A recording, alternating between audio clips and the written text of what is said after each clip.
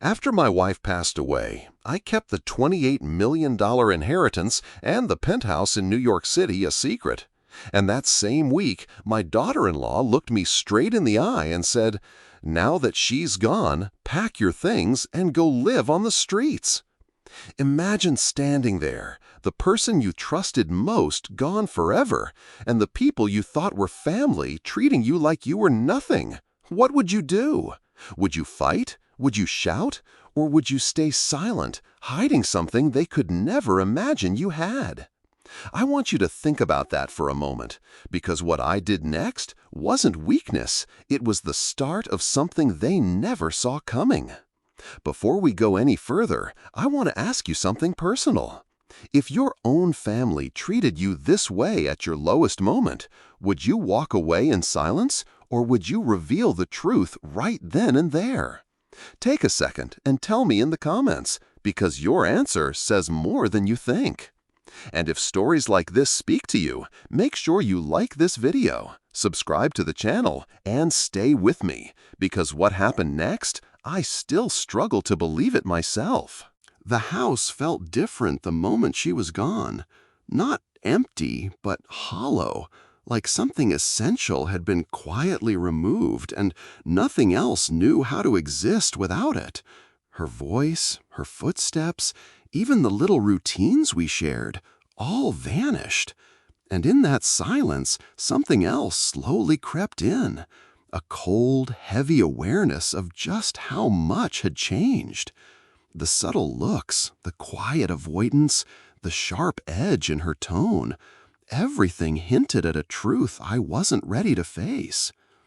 Then, just days after the funeral, the quiet awareness became a sharp, undeniable reality.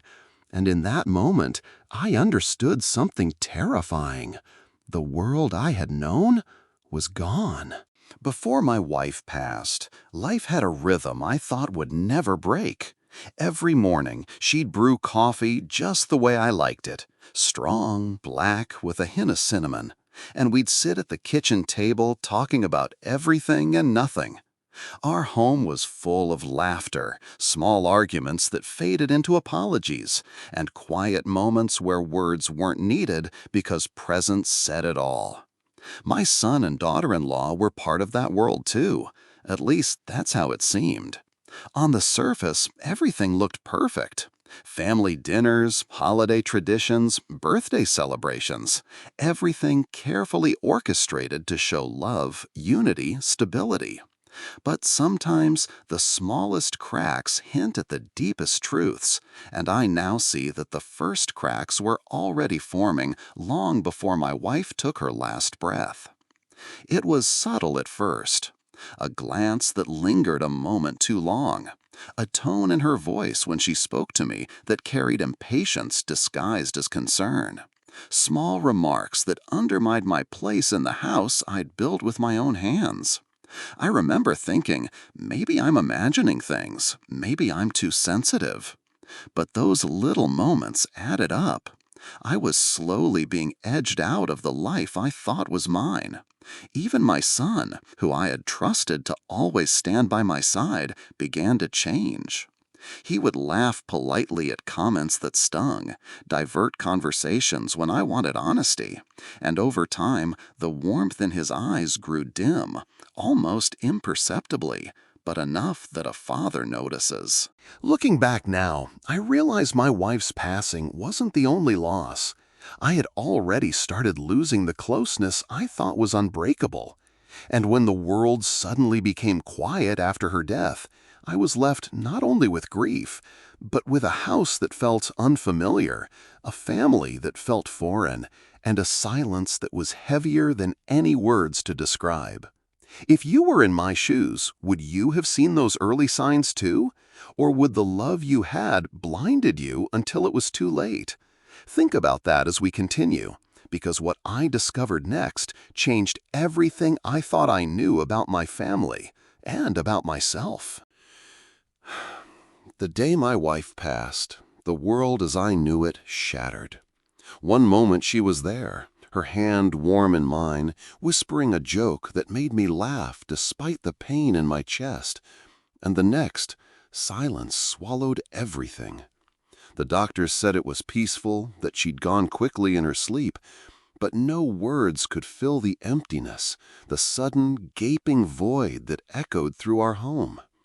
I wandered through the rooms, touching the furniture, her belongings, anything that still carried a trace of her presence, and yet it all felt wrong. Somehow, the house that had been alive with love and laughter became a hollow shell overnight. And then, almost immediately, the shift began.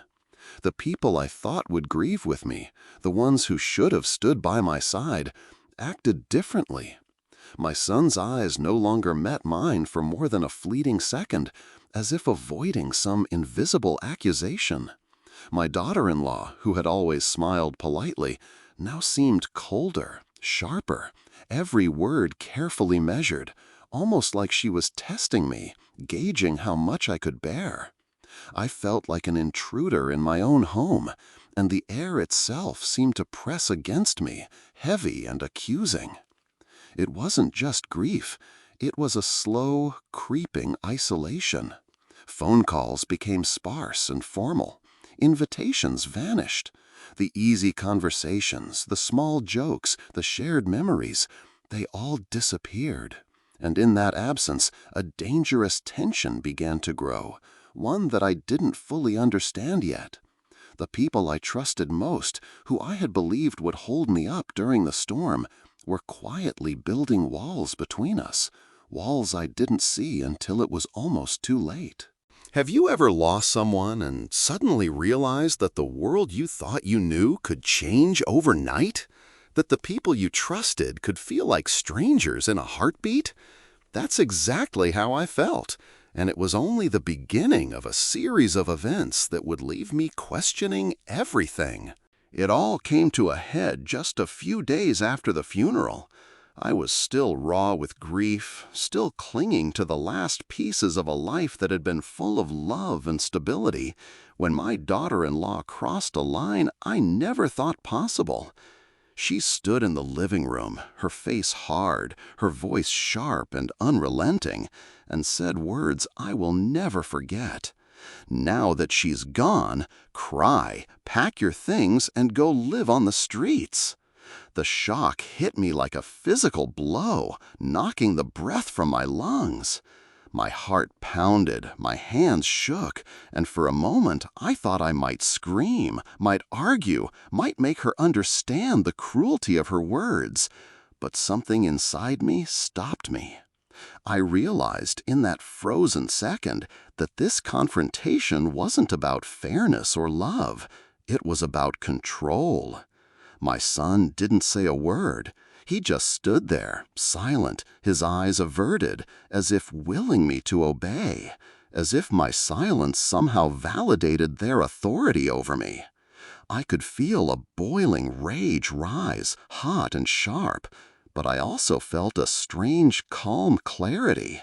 I could argue, I could fight, but what would it achieve? They thought they held the power, but they didn't know the secret I carried, the inheritance, the penthouse in New York City, the truth I had kept buried. And so I said nothing. I simply nodded and whispered, "Okay." The words tasted like ash in my mouth, but they were deliberate, because in that moment I made a choice, a decision that would change the entire course of the next few days. I let them believe I was powerless, silent, submissive, while inside a plan began to form, one that they could never imagine. Have you ever faced someone trying to break you? Someone you thought you could trust, turning against you? What would you do if you realized the only way to regain control was to wait, silently, letting them reveal themselves for who they truly were? Think about that, because what came next would test every ounce of patience and restraint I had.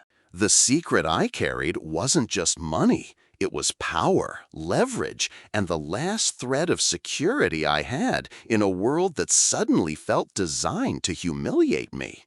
The $28 million inheritance from my late wife, the penthouse in New York City, every asset that could have made them tremble with envy or fear, I kept it buried, hidden from their prying eyes. I didn't tell a soul. Not my son, not my daughter-in-law, not a single friend or distant relative. It was my quiet, unspoken shield, and for the first time, I realized the true value of silence. As I moved through the house that now felt like a cage, I replayed their words over and over in my mind.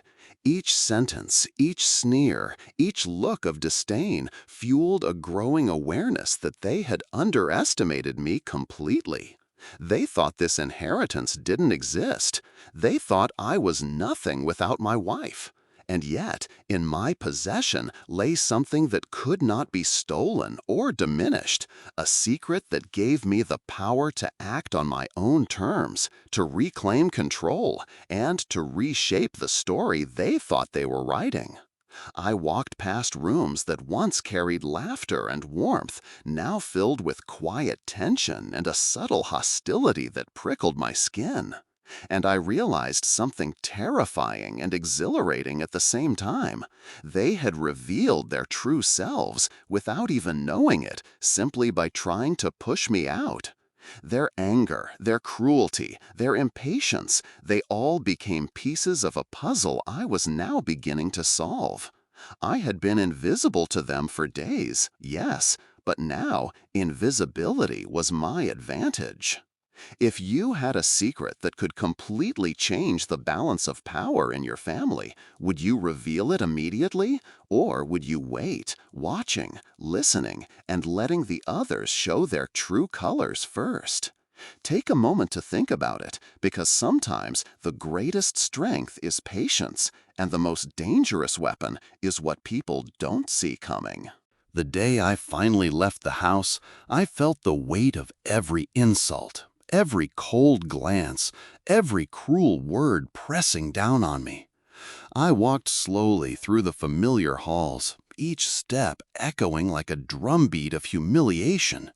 My belongings, my memories, my life, all of it packed into boxes and bags, carried out as if I were a stranger. I didn't argue, I didn't shout. I simply moved in silence, letting them believe they had won, letting them see me as small, powerless, defeated. But inside, I felt something else entirely. Beneath the grief, beneath the shock, a quiet, burning awareness took root. They didn't know what I knew. They didn't know what I had. Every dollar, every possession, every legal right they assumed I lacked was still mine. And that knowledge, held close to my chest, was heavier than any of their words, stronger than any insult.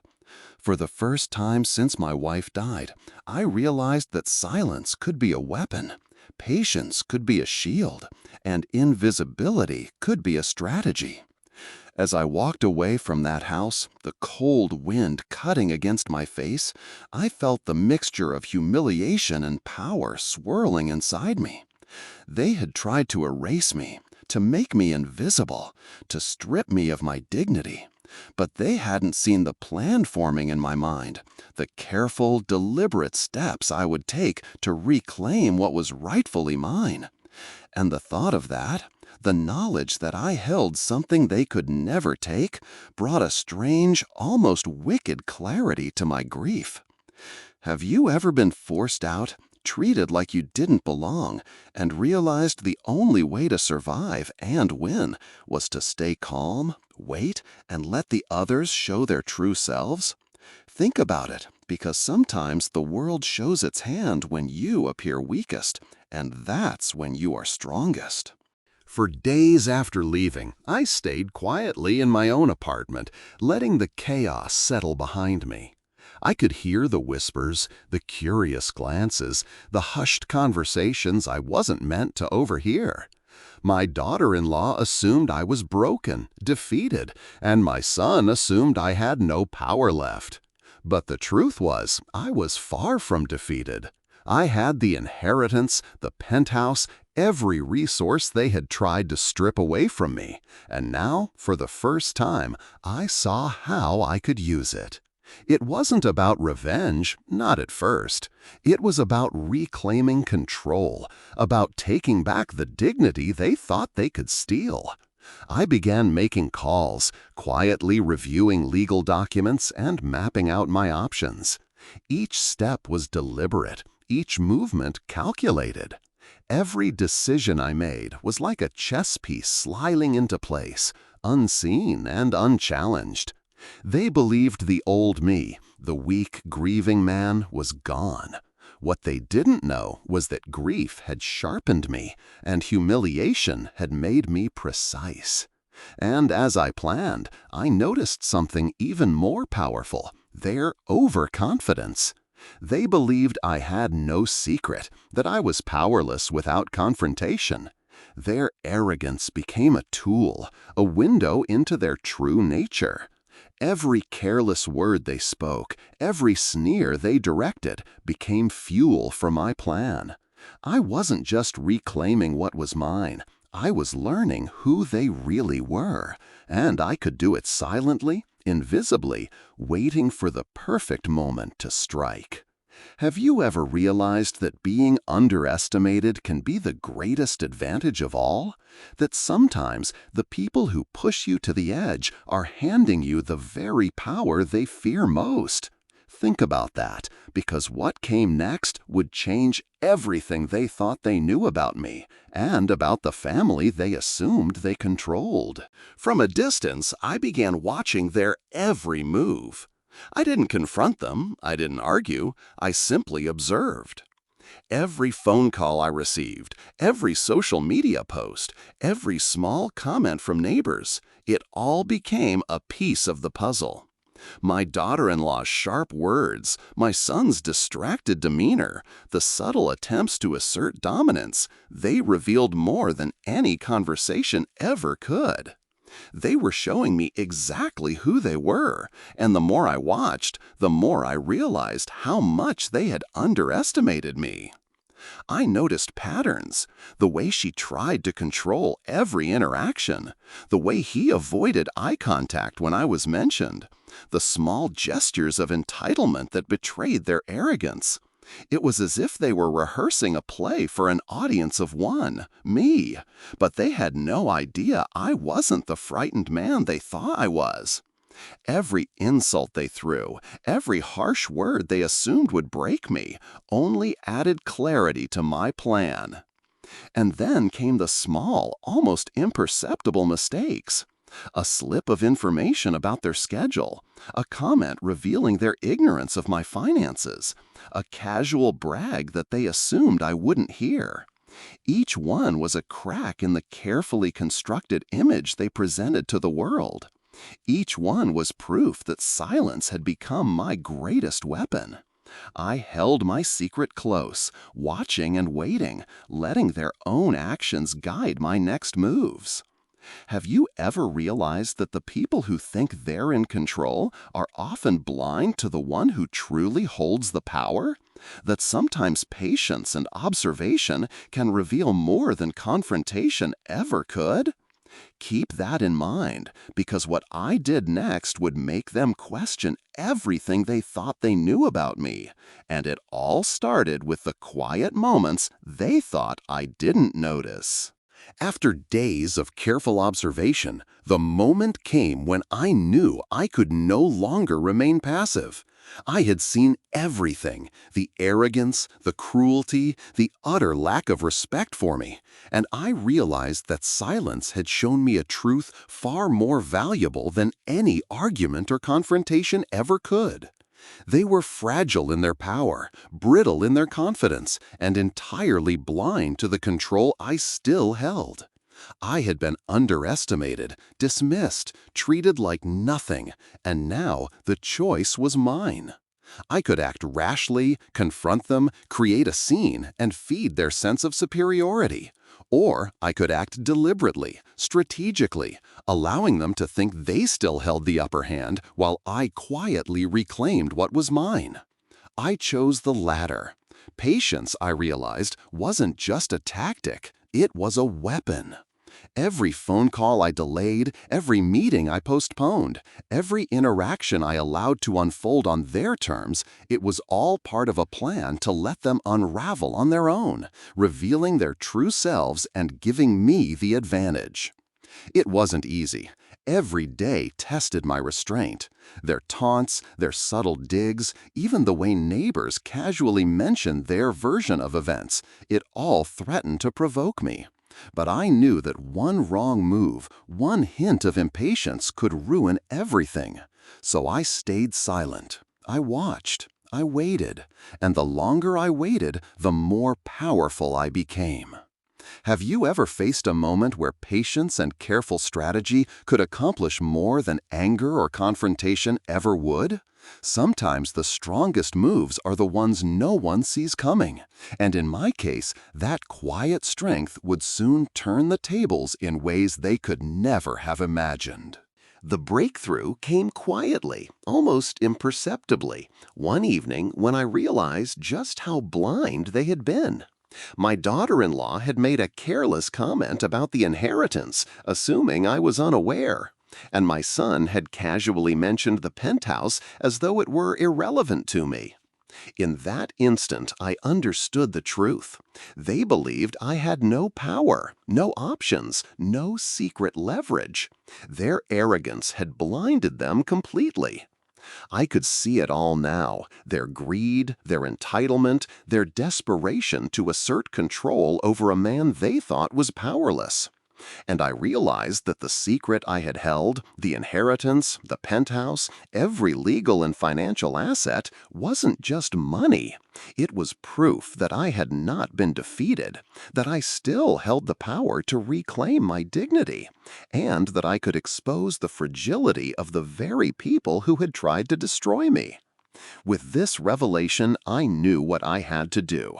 I would act, not out of spite, but to restore balance, to assert my worth, and to show them the consequences of underestimating someone they thought was broken.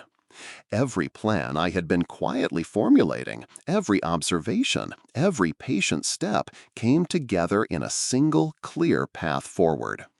If you had everything stacked against you and yet held the key to changing everything, would you act immediately or wait for the perfect moment when their arrogance made them blind to the power you truly held?